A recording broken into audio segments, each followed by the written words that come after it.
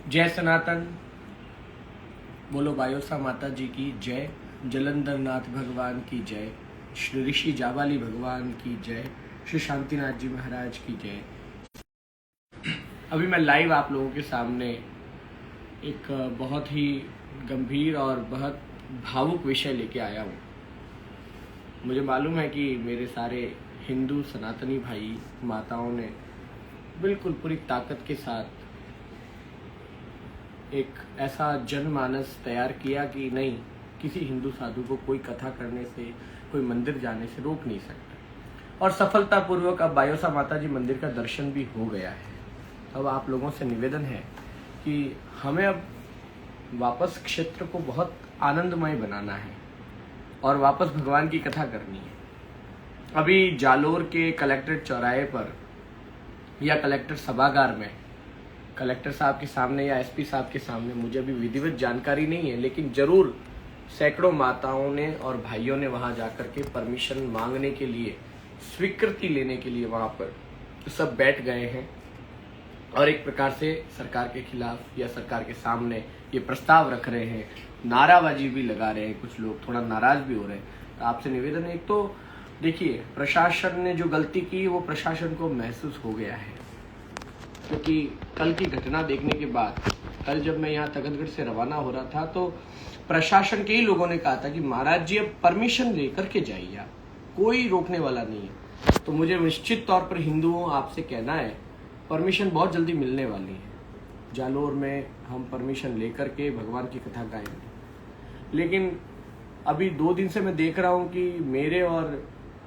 भैरूनाथ अखाड़ा, पूज्य शांतिनाथ जी बाप जी, गंगानाथ जी बाप जी के बीच में काफ़ी ये लोग जो हैं अलग अलग तरह से वीडियो डाल रहे हैं, कमेंट्स कर रहे हैं। कुछ मेरे विरुद्ध कर रहे हैं, कुछ मेरे पक्ष के लोग वापस उनके विरुद्ध कमेंट कर रहे हैं। इससे हानि धर्म की हो रही है, इससे हानि संतों की हो रही है। मैं पहले भी कह चुका हूँ, आज फिर कहूँगा, मुझ में और आप गंगानाथ जी बाप जी और उनके चेलों में कोई भेद मत करो। मैं आज ये पहल कर रहा हूँ, ये शुरुआत कर रहा हूँ, क्योंकि मैं रात भर सो नहीं पाया। मैंने देखा कि इसमें नुकसान तो धर्म का हो रहा है, तो मुझे बड़ा पीड़ा हुई रात को। तो आज सवेरे मैंने निर्णय लिया कि अब मैं खुद आग्रह करूंगा सभी से कि आप, मेरे भाई आनंद नाथ जी, ईश्वर नाथ जी और उदयपुर से पधारे हुए जो जालोर में विराजे हुए शांतिनाथ जी बाप जी की परंपरा के गंगानाथ जी के शिष्य रेवती नाथ जी महाराज, ये सब मेरे भाई हैं। कोई मुझसे उम्र में बड़े हैं, कोई उम्र में छोटे हैं, सब मेरे अपने हैं।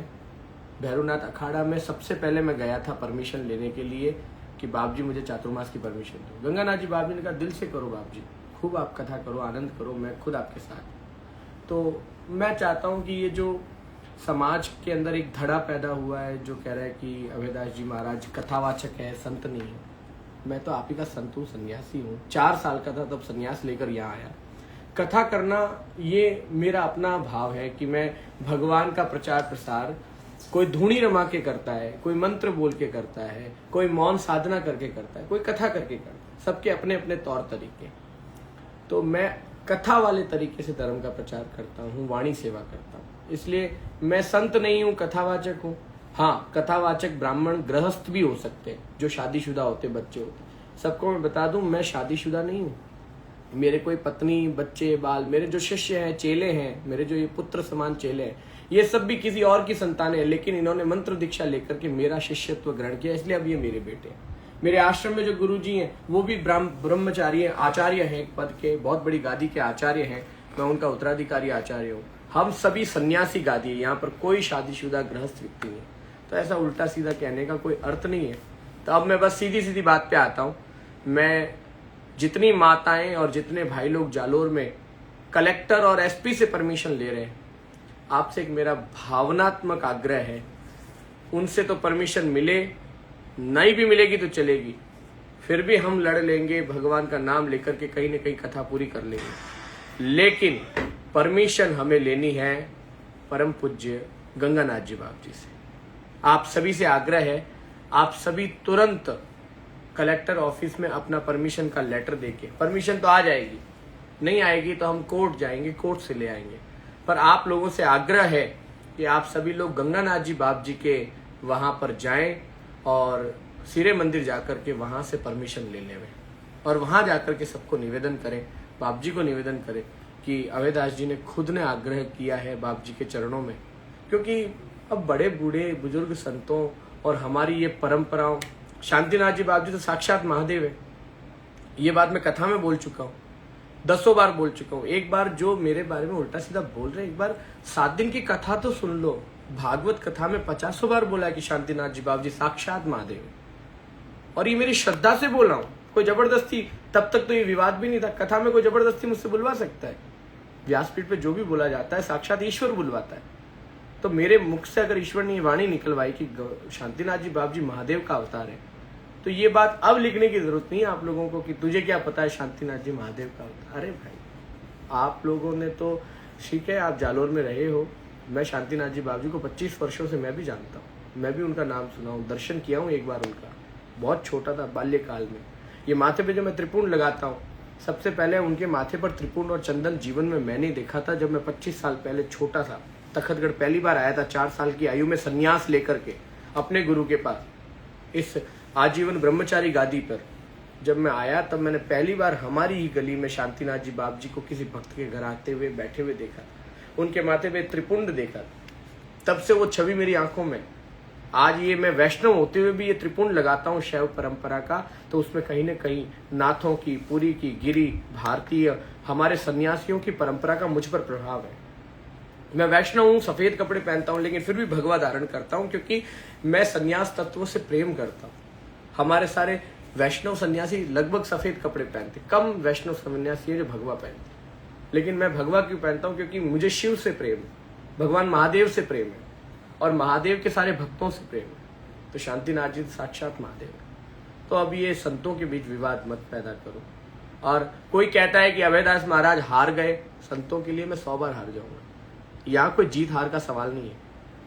और आप कहते हो कि मैं शांतिनाथ जी बाप जी के या गंगानाथ जी बाप जी से 100 बार माफी मांग लूंगा तो मैं नीचा हो जाऊंगा, मेरा पद बढ़ जाएगा अगर मैं उनके चरणों में 100 बार झुक गया। और मैं तो हमेशा झुका ही हूं, जब भी गया हूं प्रणाम किया हूं। जिस दिन सिरे मंदिर की शोभा यात्रा निकल रही थी, मैं चाहता तो बाप जी को दर्शन किया बिना रथ में बैठ सकता, नहीं, मैं भैरूनाथ अखाड़े में प्रवेश किया, पहले बाप जी के चरणों को छुआ, फिर उनको पहले उनके रथ पर बिठवाया। आप छोटी छोटी बातों को नोटिस भी किया करो। उस समय तो विवाद नहीं था ना। ये श्रद्धा कहाँ से आती है? आप संतों के बीच ये भेद मत प्रकट करो। जालोर के सारे महंत, सारे संत, सारे ऋषि मेरे लिए पूजनीय हैं। आदरणीय गंगानाथ जी बाप जी हमारे दिल में बसते हैं। तो आप सभी माताओं और भाइयों से निवेदन है, कलेक्ट्रेट ऑफिस में तो जो देना है आपको कागज दे दो, परमिशन मिल जाए अच्छी बात है, ना मिले ठाकुर जी पार पाड़ेंगे। लेकिन आप सभी माताओं और भाइयों से निवेदन है, वहां से सीधा आप गंगानाथ जी बाप जी के पास जाओ और एक बार उन्हें निवेदन करो। वो आदेश देंगे मुझे, वो मुझे अपने शिष्य के द्वारा या किसी के द्वारा संदेश भेज देंगे कि अभयदास जी आओ और जालोर में कथा करो। मैं तुरंत यहाँ से रवाना हो जाऊँ।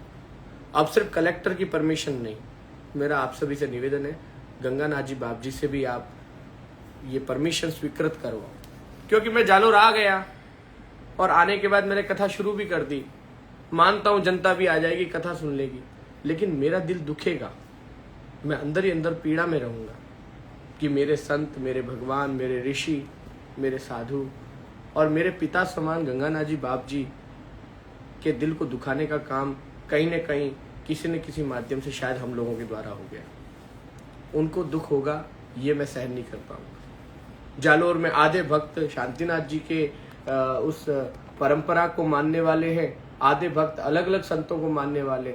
जो अलग संतों को मानने वाले हैं वो अगर उन पर कुछ कमेंट करेंगे और शांतिनाथ जी बाप जी की परंपरा को मानने वाले दूसरों पे कमेंट करेंगे, इससे तो झगड़े होंगे। ये तो गलत है। ऐसी जगह पर मैं कथा कैसे कर सकता हूँ? मुझे तो बीनमाल से भी आया है कॉल कि मैं बीनमाल चला जाऊँ। कल बीनमाल वाले सारे आए थे। अभी मुझे फोन आ रहे हैं जालोर के अलग अलग एरियाज से, सिंधदरी से आ रहा है, बाड़मेर जाने के लिए आ रहा है। पर देखो भाइयों, मेरा मन जालोर आने का है, क्योंकि जालोर की इतनी माताएं और भाई कल जो गाड़ियां भर भर के तखतगढ़ आ गए, पूरे देश का हिंदू सनातनी मैसेज लिख के कह रहा है नहीं गुरुदेव जालोर जाना पड़ेगा। मैं जालोर जाऊंगा। आज अगर मैं झुका हूं ना तो मेरे संतों के लिए, और मुझे झुकना है 100 बार। क्योंकि मेरे गुरुओं के लिए, मेरे संतों के सामने मुझे कोई अकड़ नहीं दिखानी, मैं अकड़ करना भी नहीं चाहता। प्रशासन गलती करेगा तो 100 बार डंडा खा लूंगा, अकड़ दिखाऊंगा। वो अकड़ने की जगह है, क्योंकि वहां पर उनको मैं हम संतों के साथ गलत नहीं होने दूंगा। लेकिन मेरे और पूज्य गंगानाथ जी बाप जी के मध्य, मेरे और पूज्य सदगुरुदेव शांतिनाथ जी बाप जी के मध्य भेद मत प्रकट करिए। जो मेरे हैं वो मेरे हैं। मैं आनंद नाथ जी महाराज और जो मेरे बड़े अच्छे भाई है ईश्वर नाथ जी महाराज, और बड़े ही चुलबुले से हैं लेकिन थोड़ा तेज पढ़ते हैं लेकिन है तो मेरे भाई रेवती नाथ जी महाराज। अब मेरा वीडियो अगर रेवती नाथ जी बाप जी सुन रहे हैं, आनंद नाथ जी सुन रहे हैं या ईश्वर नाथ जी सुन रहे हैं, इससे आप किसी की जीत या किसी की हार मत मानो। हम सब भाई हैं।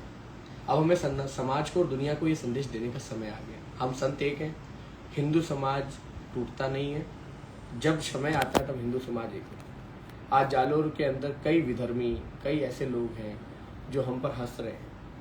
मुझे रात को कईयों ने बताया कि बाप जी वो सारे लोगों के ना फेसबुक पर मैसेजेस आ रहे हैं अलग अलग जगह पे कि तुम लोग आपस में ही एक नहीं हो तो तुम क्या हम लोगों का क्या उखाड़ लो।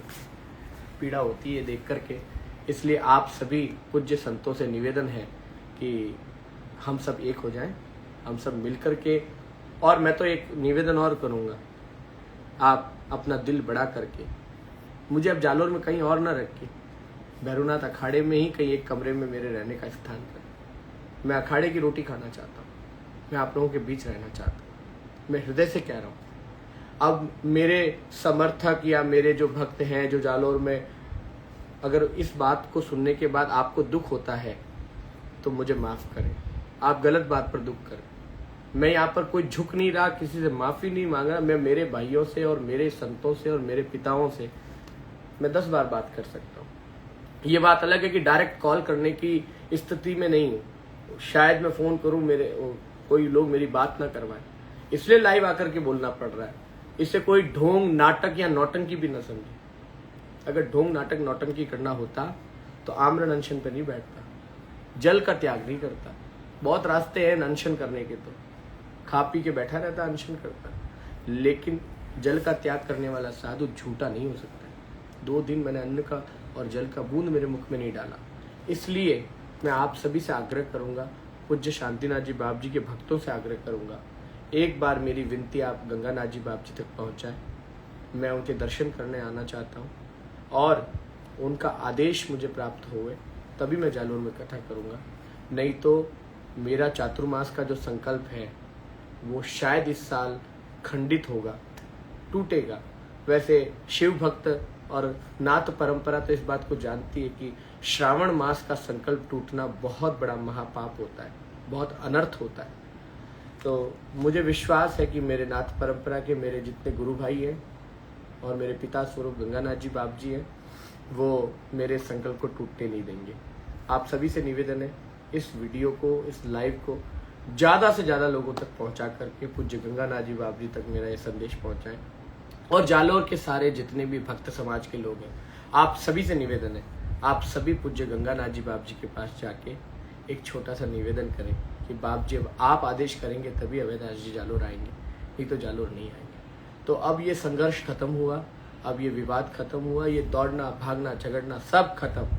जिस दिन बाप जी गंगानाथ जी आदेश कर देंगे वहां से, मैं यहाँ से गाड़ी में बैठ के आऊँगा और ढोल नगाड़े के साथ हम सिरे मंदिर दर्शन करने जाएंगे।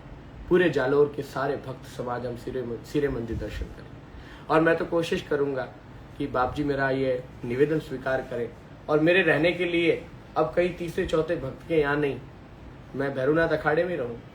खूब आनंद होवे, खूब दर्शन होवे, खूब ठाकुर जी की कृपा बने, खुद जलंधर नाथ भगवान का भजन गाएं और खूब महादेव की अलग जगाएं। बोलो शंकर भगवान की जय।